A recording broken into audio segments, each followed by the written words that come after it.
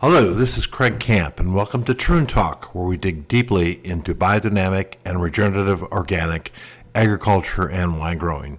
Today we are talking with our farm team as we look forward to the 2024 growing season.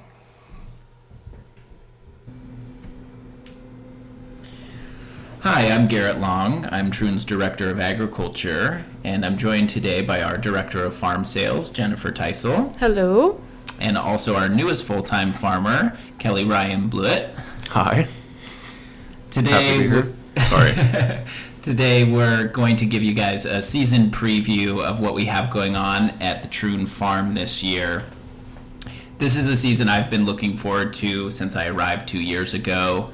I knew when we were starting, or when I joined this project, that there was a lot of installation still to happen. We've continued to replant all of the vineyards here. We've added cider apple trees every year. We've planted a permaculture-style food forest last spring, I should say. And this 2024 season really feels like the culmination of 5+ years of really dedicated, consistent work to set up this farm organism.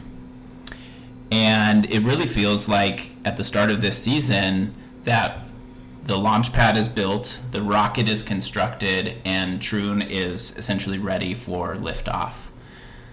All 50 acres of the vineyards have been replanted. Almost 2 acres of cider apples are complete.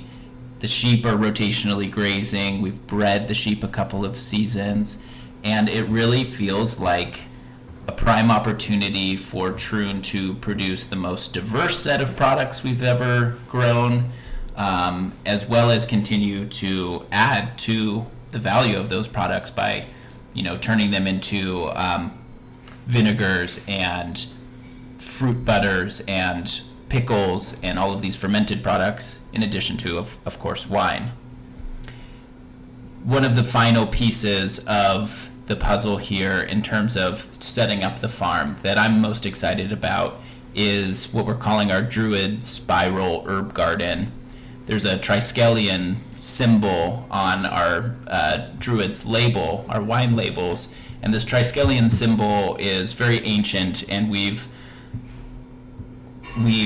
introduced that geometry at the field scale in our vegetable garden, and really, I'd like Kelly to speak about this part of it. We've been working in the greenhouse to grow from seed or from cuttings taken here at Troon more than 3,000 herb plants and edible flowers, medicine to plant out into this herb spiral. So, Kelly, if you could just introduce yourself. You came to us by way of being a member of the Applegate community, a chef, a farmer.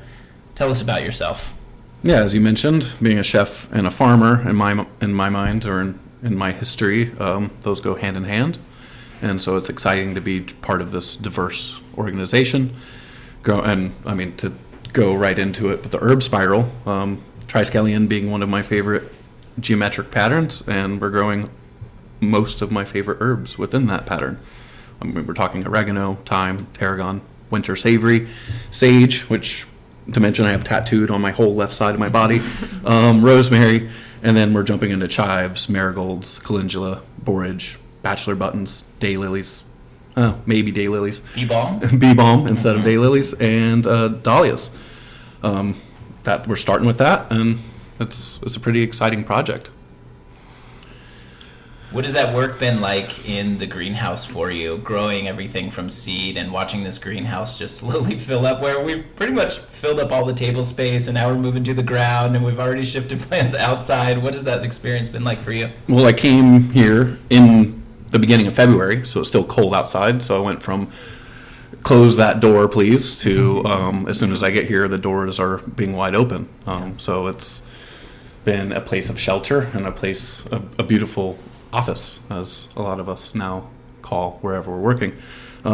It's a great place to be, and as it's filled me with inspiration or joy in the day. Walking in, who can not walk into a full greenhouse and not feel at least a sense of achievement and pride to be part of such a project? We've got some hanging baskets with nasturtium flowers. If anybody doesn't know what nasturtium looks like, it's kind of a vining plant with these big round, almost like lily pad leaves and these bright orange and yellow flowers. And we've got hanging baskets all over the greenhouse, and these vines are creeping up into the rafters and hanging down and cascading. And the aroma is what really struck me when I walk into the greenhouse. It's a pretty special place, and there's also purpose behind that. It's not just beautiful. It doesn't just invite you to open up all of your senses, but also it invites in predatory insects and beneficial insects and pollinators, and really allows us to manage the greenhouse without additional sprays and pesticides and these things that are so commonly used in these enclosed, sort of contrived farming environments. I was taking videos of the nasturtiums today, which most of them, or all of them are over 6 foot tall, the ones that are actually in the greenhouse bed. So that's the bed that we have dug out in the center of the greenhouse. And the tallest one is reaching around 9 foot. And I started filming because there was hummingbirds in the greenhouse, which I didn't get on film, but the nasturtiums brought in hummingbirds. So that is so cool. That was pretty cool. And this greenhouse, this Druid spiral, I mean, you mentioned how you've got sage tattooed on your body. This herb garden is, in a sense, a reflection of us as land stewards, as farmers. We've dreamed up this vision for planting this garden and all of this diversity, probably 100 different crops of edible vegetables, fruit trees, herbs, flowers. The diversity that we're going to grow in the garden and in the food forest and in this new herb spiral is pretty staggering. But I see that as a reflection of us as the land stewards. And Kelly, can you tell us a little bit more about your background before coming to Troon as a member of the Applegate community and how you've been contributing to this environment? So yeah, in my early 20s, I was drawn towards land trust work and focusing on agricultural commons. So bringing, that's where a structure where if people can't afford agricultural land or having their own garden, making it available to communities. And that brought me to the Applegate, which has a strong community in that sense. It's a beautiful farming land, and there's lots of micro farms everywhere. And as I think is innate in most humans, we want connection. And in my mind, or in the way I've approached that, is through food, and stewarding the land for food, for essentially the community around me. And I haven't felt a stronger connection than here. And a lot of people's efforts in their day-to-day is to feed or to connect with other farmers or people that also want delicious meals on their table. So that's what brought me here and has kept me inspired while I've continued to live here for coming up to 9 years. Yeah. This place is really special in that I think the community really engages the farming community. The community of consumers and eaters really engages the community of farmers, and there's so much exchange. We have at least 4 or 5 different farmers markets almost every day of the week that are all within about 45 minutes of each other, which is just spectacular, I feel like.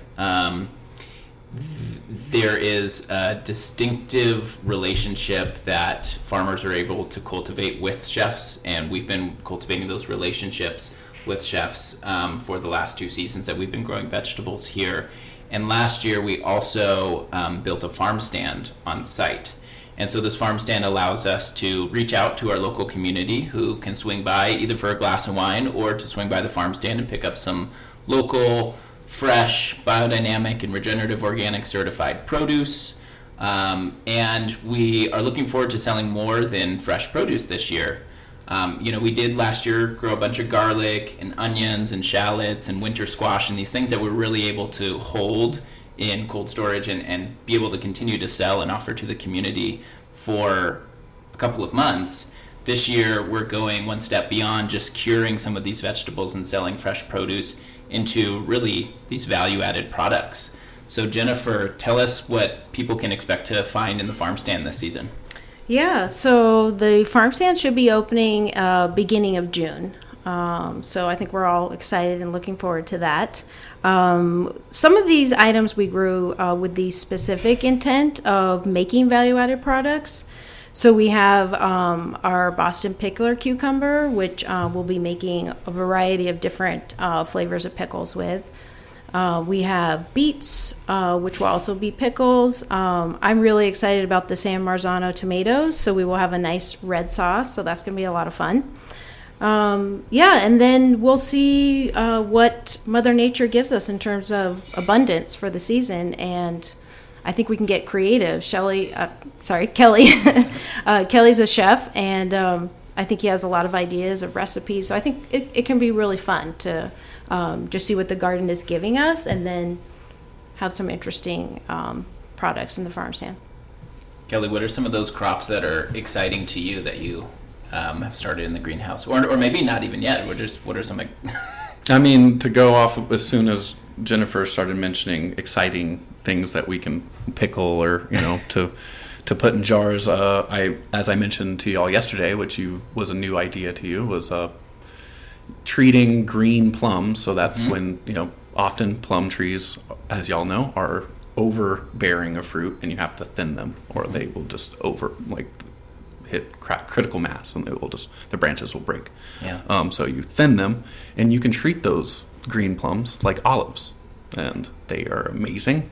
It's a beautiful product that is very rare. There's only a few people in the world that make this product, and it is some of the coolest products of food that I've ever eaten in my life. Things like that. But as we are growing, what we are definitely growing this year, cucumber pickles, because we were introduced to it so young, it's just so common. They're amazing. That's the reason why we call pickles. You just think of a cucumber when you think of pickle. I'm still excited about that, and especially, I got into chefing or cooking and farming around the same time, because I was looking for the best version of those products available. And so I'm still excited about planting seeds and being able to have cucumbers still have the blossom on them. There's nothing better than that. Yeah.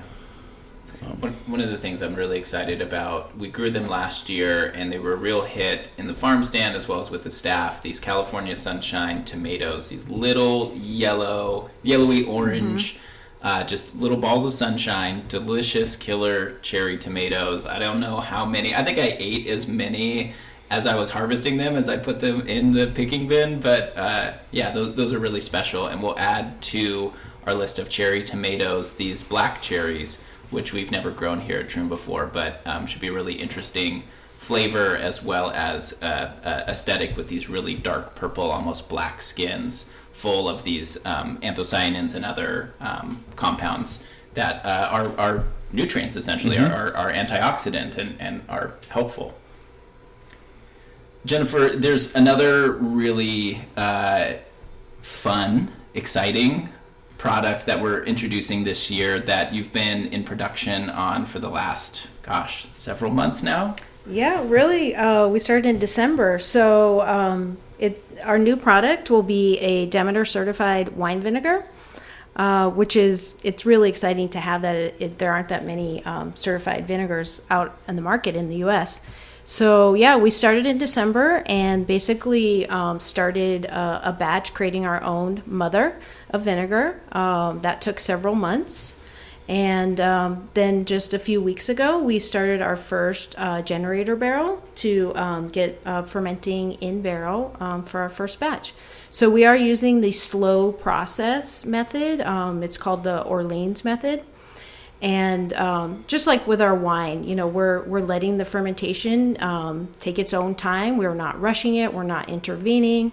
And so it really will be a high quality vinegar. And this will be available, probably we're looking at the end of June. It will be available in the farm stand and also out in our local community. So this also is part of this partnership in the communities that we've been talking about. And another partnership that will be new this season is with Cartwright's Market. Yeah. And Cartwright's, for those of you who aren't in our local area, is a family-owned market with 2 locations in Medford and Grants Pass, which in our area here are the population centers. Mm-hmm. So this partnership will feature our biodynamic organic produce in these markets. So this is, I think we're really excited about this opportunity to be able to have biodynamic produce available and accessible for people who can't come out and visit us at the farm stand. You can do your everyday shopping in town and find our produce. Yeah, and Cartwright's is one of these really well-curated grocery stores that carries a lot of organic products, sort of more towards this natural leaning, whether it's organic or biodynamic. They've been carrying our wine for, well, I'm not sure how long, but they've been big supporters of us in terms of carrying our wine. And this is really exciting to be able to imagine for any of us to go into Cartwright's and have a tasting, where you can taste some of our produce fresh out of the garden and pair that with some of our wines and pick up both products right there in the market. So Cartwright's is a really exciting partner of ours, and will also allow us to really scale up production. I mean, that's something that we have been doing on the farm side. So rather than grow this incredible, it's still a huge diversity that we're growing, but we're growing essentially double the amount of each of these products. We're dedicating 2 garden beds to each of these products that we're talking about, like the pickles. And so having increased volume will help us meet the demands of a big retail location like Cartwright's. And so that growth is an indication, I think, ultimately of the health and the resilience of the system, our ability to, our capacity to produce so much more food on the same amount of land is really, a product of our consistent inputs of soil organic matter and compost, using cover crops, integrating animals. All of these practices that are building soil health is ultimately growing a heck of a lot more food. And I know we're all pretty stoked about that. Yeah, absolutely. One other event that we have coming up this summer as well is a farm to table dinner. Yes, yeah. So on June 15th, in celebration of the summer solstice, we did this last season, and it was a huge success and really engaging with the community. So we'll be doing it again this year. So June 15th, it will be featuring produce from our everything grown on site and all of our Troon wines. It's really a beautiful celebration of what we all care about here, and community, gathering people together, celebrating with food and wine. And we'll have local chef participating in that. So definitely something to put on the calendar. I think this is something that anybody who attended our summer solstice farm to table dinner last summer remembers it well. I personally remember enjoying the longest day of the year, watching it stay light until 9 o'clock and staying out in the tasting room garden. We're underneath these oak trees and the sun is setting, and the light was just unbelievable for the event. We had a musician, an instrumental musician, providing the music for the event, and we'll do that again. We'll have entertainment. We'll have all of this beautiful farm-to-table cuisine prepared by a talented chef, and I hope it can meet what we were able to achieve last year. Yeah, it was a really magical evening. I mean, the whole day was beautiful. Just bringing, harvesting the produce, bringing it into the chef, and just seeing everyone, at the table, hearing their conversations, watching them connect, enjoying the wine and the food. It's a really beautiful experience that I think really stays with people. There's one more element of really reaching out into our community that we've been cultivating for the last 5 years, and will really enter into the next level. We'll be able to take it to the next level this year, which is really our relationship with the biodynamic community of Southern Oregon practitioners. Last year, we created a email list and a local chapter. We're calling it SOB, which stands for Southern Oregon Biodynamics. And this is really a consortium of local farmers, foodies, people who are interested in the teachings of Rudolf Steiner, who 100 years ago, this June in 1924, Steiner gave a series of lectures to essentially introduce the practice of biodynamic farming. It was the original organic agriculture before there was ever a term for organic agriculture. It was really an ancient peasant way of farming. Troon is able to take these ancient technologies, these understandings of our relationship with plants and animals and the environment, and to build off of them, leveraging modern agricultural technologies like no-till seed drills and undervine mowers and tractors and things like that, and to be able to approach farming in a really unique way. And so all of this community of Southern Oregon biodynamic practitioners are coming together, I would say reuniting in a way that there existed in the last few decades, a thriving community. Troon is now the keeper of the Southern Oregon Biodynamic Library, which was kindly handed down to us by a local farmer and talent. And so we have at our fingertips this amazing resource of biodynamic teachings, writings, books, publications, going back from the Biodynamic Association from many years ago. And I think as we all continue to learn, we want to open up Troon as a venue for inviting in the community to come participate with us and learn with us and grow and practice and experiment in the way that Steiner encouraged all of his proteges to do with biodynamics. So actually just about a week from now, we are hosting a spring prep making gathering here on the farm, April 21st, and inviting the community to come out and help us dig up some of the preparations that we put in the ground last fall. That's our horns, that's preparation 500, our horn manure, our yarrow preparation we're going to dig up, our barrel compost, and we're also going to start a new batch of barrel compost. And if you're wondering what that is, this would be a great opportunity to dig in with us, come out, get your hands dirty, and learn about the making of these biodynamic preparations, the thing that really set biodynamic agriculture apart from other regenerative approaches to ag. So that's something we're really excited about, is continuing to cultivate that and inviting the community at whatever level, beginner, expert. I mean, it's these prep making gatherings and these biodynamic gatherings are an opportunity for exchange of ideas, especially between generations and different levels of experience. Yeah, I mean, I think it's a good reminder with the word regenerative being used a lot, that biodynamic farming is regenerative farming. And it has the long history going back 100 years now.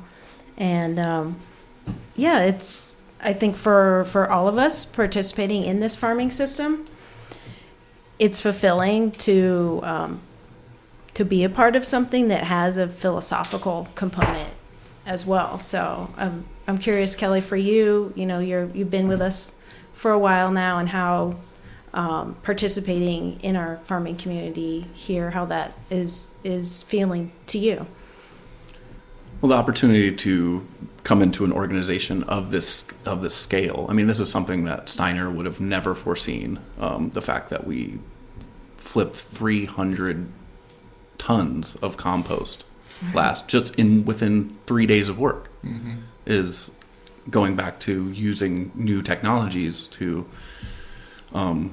scale up old techniques. When Steiner gave those lectures, he'd never foreseen heavy equipment, machinery being used to scale up his ideas, or the ideas of his compatriots or comrades, whatever they would like to be called. Yeah.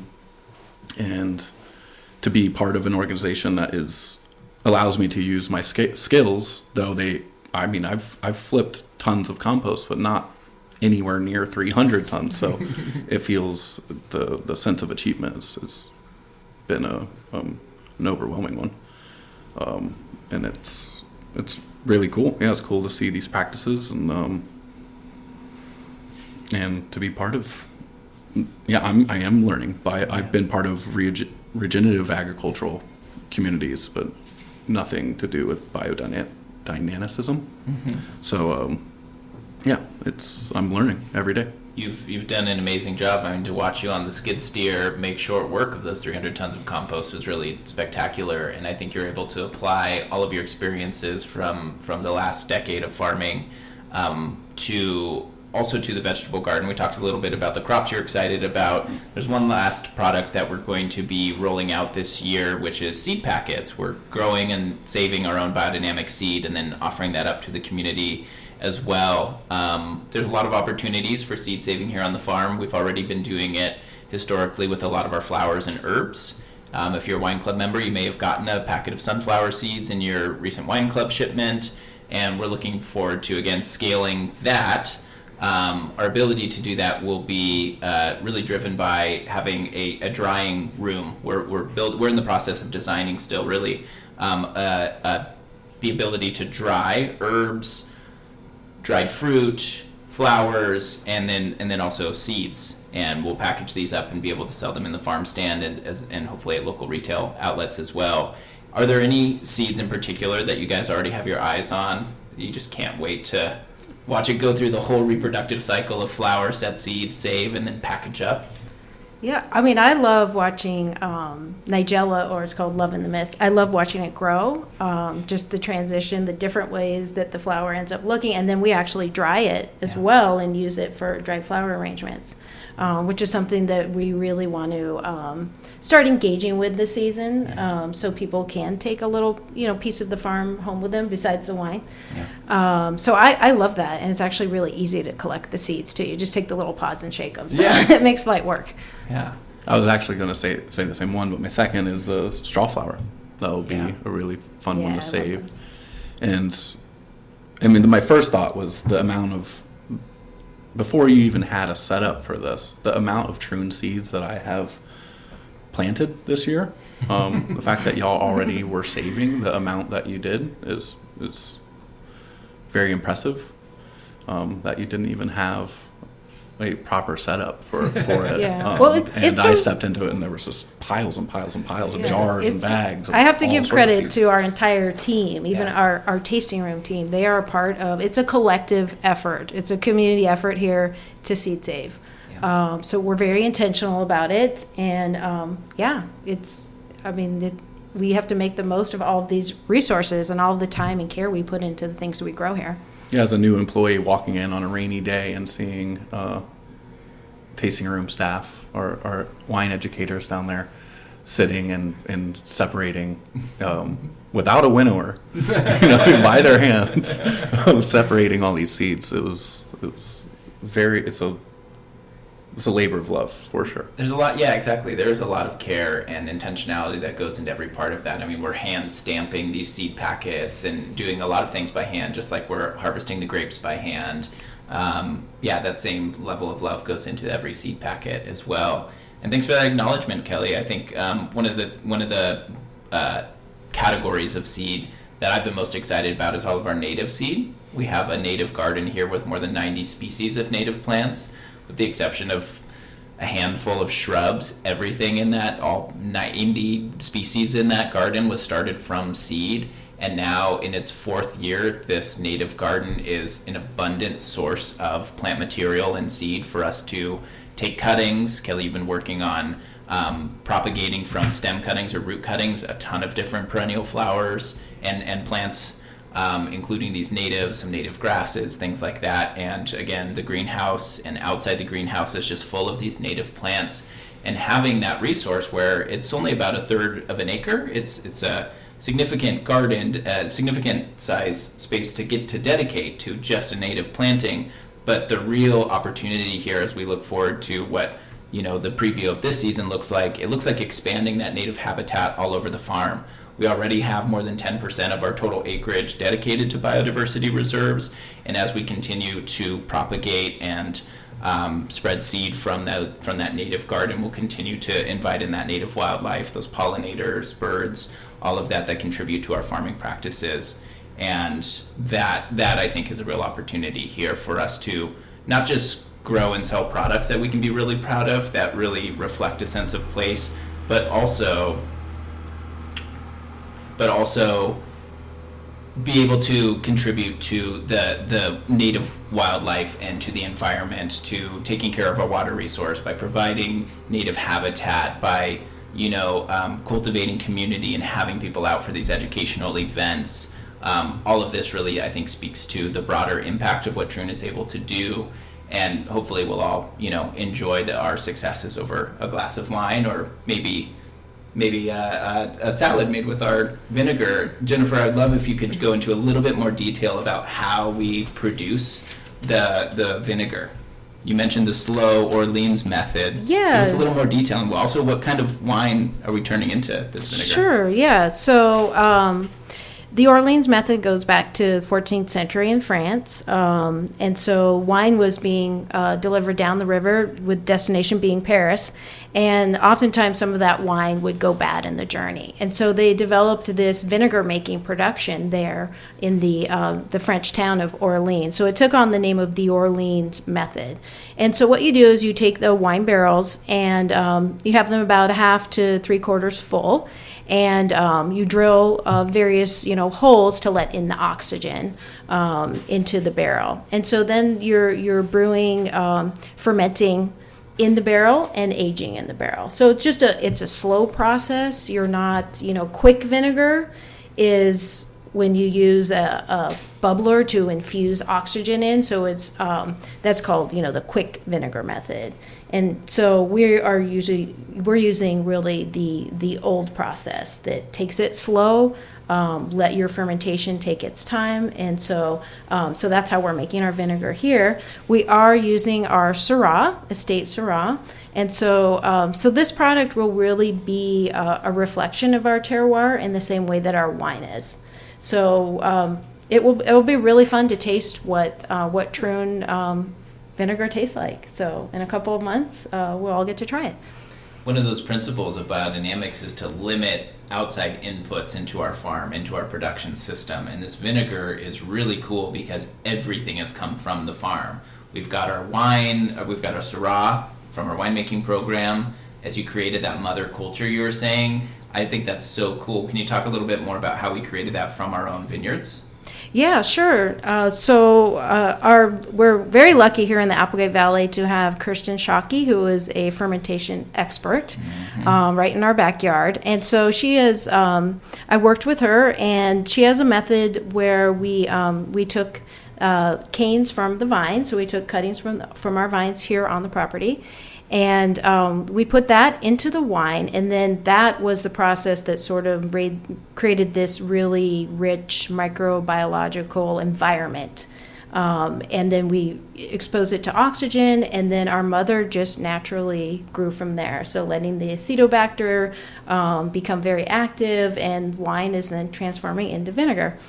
So it was really fascinating to watch it evolve over a couple of months, and you just see the biofilm and what we call the mother starting to develop. So we have our own mother here, which is exciting, and so that's what we then put into the barrel to start off our first fermentation. So just like other wineries, Troon doesn't add commercial yeasts, but other wineries or winemakers will inoculate their grape juice with these yeasts. Rather than inoculate with something we bought, we were able to produce that mother right here on the farm using these vine prunings, these dormant vine prunings, because they're just covered in the bacteria and the whole suite of microorganisms that when you give them the environment to thrive, like you give them a food source, you give them the right balance of oxygen, not too low of pH, et cetera, they thrive and they form that, like you said, that biofilm that we can then use to inoculate these wine barrels and make vinegar. Yeah. So it's really that analogy of how we use only wild native yeast for our winemaking.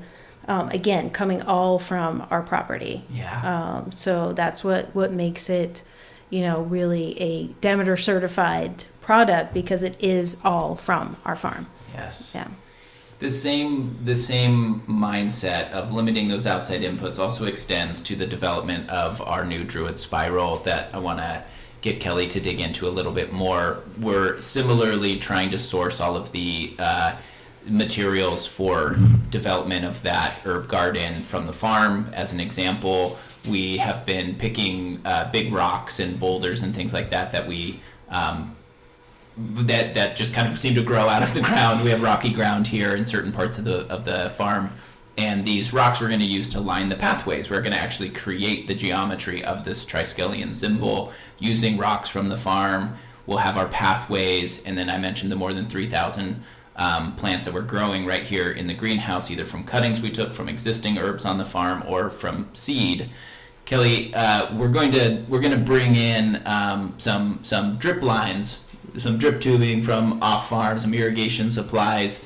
Aside from that, tell us more about what is going into set up this Druid spiral, and if you can kind of paint a picture of how these herbs and flowers are all going to be planted out within this symbol. Well, for any of the listeners that don't know what a triskelion is, I mean, I could try to paint it. It's a triangle in the very center with 3 opposing spirals coming out of each point of the triangle. Yeah. And so those will be our pathways, our walking paths. And within those pathways, we will be planting the list of herbs that I've already went through earlier. But it's going to be a lot of ground prep, as it is still raw ground there. You know, we're talking this beautiful meadow that was filled with wildflowers before, and we've had rotational grazing upon. We'll have to, dig up the ground and make anew, and that's going to be a big project coming up here in a month or so. Yeah. And we'll be fully planted, is the plan, the first week of June. Yeah. And then irrigation, it's one of my favorite tasks on the farm is moving water to where it's needed. It's a lot of people overlook. I don't know why. I feel people overlook it. It's kind of mastery of the craft of moving water from one spot to the other. It seems so. People just overlook it because they grew up with it, but it's actually a really amazing thing to hone that craft.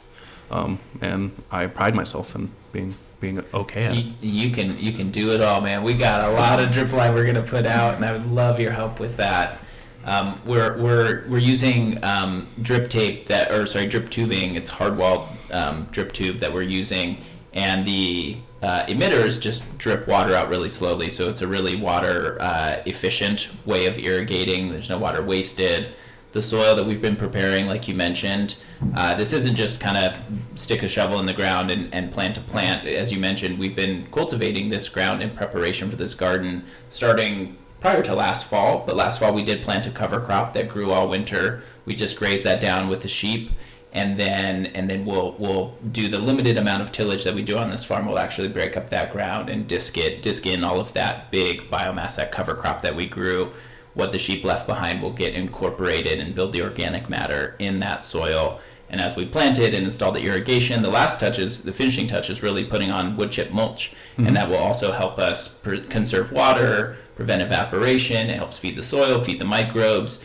And so everything really from the ground up is designed to be efficient with water, a really precious shared natural resource, produce this huge diversity of edible, medicinal, culinary herbs and flowers. And all of these will be prepared to either be sold fresh and used for cooking and hopefully found at some local restaurants that we're working with, or dried and preserved and jarred so that you can buy those dried herbs and flowers in the farm stand as well. So it's a really amazing opportunity for the community to come out and visit Troon this summer and participate really and hopefully enjoy alongside what we're all having so much fun doing here. So we invite you to come out. If we can just close, I'm interested to hear from both of you about what it really means. Kelly, you were speaking earlier about what it means to have joined this team and what you were impressed by, what have we've kind of already accomplished in the last few years. I know that this is a deeply, not Troon, yes, but to you in general, farming, food production, and serving your community, feeding your community is something that's really important to you. Can you speak a little bit more about that? Yeah, I mean, I'll just touch on regenerative agriculture. So that word is being thrown around a lot nowadays. I mean, with general mills saying that they'll be fully regenerative by, what is it, 2025? I think that's right. And they're coming up with their own certification for that. But anyway, for me, it's pretty basic for us, but it's putting back more than you're taking. So that means, as you were saying, with the wood chips on the herb spiral, or the fact that, we do 300 plus tons of compost a year here. It's putting back more biomass and more nutrients than you're pulling from it. So if you're selling off property, or just, you're taking fruits and veggies and you're taking them out of the ground and away from their place of origin, that means you're taking from the land. That was the source of where all those chemicals came from, compounds came from. So it's making sure that you're putting back more and being part of an organization that has the means to do that in an obvious way, because that word is just thrown out there willy-nilly. Mm-hmm. That is what regenerative agriculture is, and being part of a place where it's obvious that that's what we are doing here. It's blatantly obvious, and where a lot of people use that word and it's like, are you sure? We're just in terms of biomass, that's clearly you're not putting even the same amount of biomass that you're pulling out. And let's not even touch on nutrients and micronutrients and just all these compounds. You're clearly pulling more from the land than you're putting back. And so that goes into a philosophy of, if you're taking more than you're giving, And I've been a taker in my life, and we all are more needy at times, but overall I would like to give more to this life than I am taking. And this gives me the chance to pay my dues and put in the work. Pay my penance. We're grateful. Redemption? Yeah. We're grateful to have you working so hard on the farm. Take a little bit of the farm home with you with this mud on your face and dirty clothes every day, but you're giving back to the farm a lot more than you're taking home with you. So we're glad to have you here. Thank you. And Jennifer, your role here has evolved a lot. You started with Troon January of 2023, and you managed the tasting room all last year, and you've grown into this director of farm sales role so beautifully as you're now developing all of these products, the vinegars, the seed packets, these value-added products, pickles, and so on. Tell me about what this project, this position, means to you. Yeah, it's been quite an evolution being here to being part of the wine side of things, and also now being really integrated into the farming.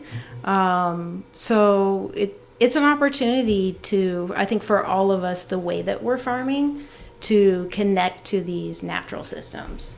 And that, to me, just speaks of a way that Steiner looked at it, that we're not in isolation. So as humans and plants, animals, minerals, it's all connected. And so through biodynamic farming, that's the way that our spirit and our work can connect to natural systems. And the way that we work with the systems and nature rather than trying to dominate or fight against them, I think that it's healing for us. And that's another biodynamic principle, the idea that if we heal the land, we are also healing ourselves. Yeah. And so for us, I think it's really philosophical what we're doing. We're creating products and we're thinking about the marketplace, but we're doing that, I think, with a spirit that's really unique, that our intention is to produce the highest quality product that we can do, and we produce that through the way that we farm. Yeah. And also this, the idea that this farming creates products, food that's nutrient dense. Yeah. And that's fulfilling our bodies, our minds, and our spirits. Yeah. And so I guess for us, we work really hard and we want to accomplish so much, but it's at this level where it's intellectual and spiritual as well. Yeah. Yeah. I've really felt that in my own practice as well, of farming this way for more than 10 years now. And the more years I do it, the more I learn about myself. I learn about farming. I learn about what to do and what not to do. I love talking about those, even those mistakes and those failures, because I think there's a lot of learning in failures as well as successes. And I'm really thrilled to be sharing this moment in time with both of you and with the rest of the rest of Team Troon. We're gathering as a whole staff this Thursday. We've got a McMinnville tasting room, and the whole crew is coming down. This is going to be a wonderful opportunity for bonding and for coming together as a company and as a group of individuals who are so thrilled to be a part of this project. So thank you for joining me, and I hope this has been an exciting look into our 2024 season. Thanks, Garett. Thank you. We are happy to share this podcast from Troon Vineyard, a Demeter biodynamic and regenerative organic certified winery in Oregon's Applegate Valley. We farm like the world depends on it by growing produce in our gardens and naturally crafting authentic wines. We will be sharing these in-depth podcasts several times a month. To learn more, I encourage you to visit our website at troonvineyard.com and those of the Regenerative Organic Alliance at regenorganic.org and Demeter Biodynamics at demeter-usa.org. Thanks for sharing our voyage to regenerative agriculture with us.